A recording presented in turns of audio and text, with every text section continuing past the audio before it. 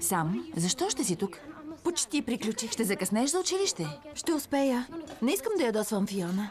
Фиона изобщо не ме интересува. Интересуваме образованието ти.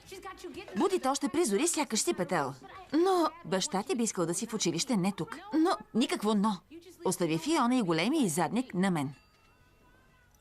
Благодаря ти. Тръгвай.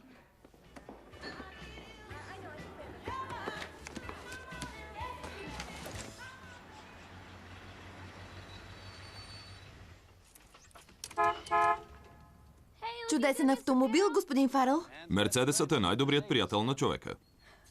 Ще го запомня. Всичко е възможно, стига да вярваш.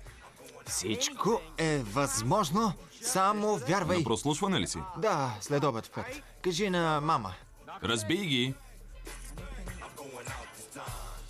Татко, виж с какво съм принуден да пътувам. Нищо лично сам. Не ти ли е жал за мен? Не, жал ми е за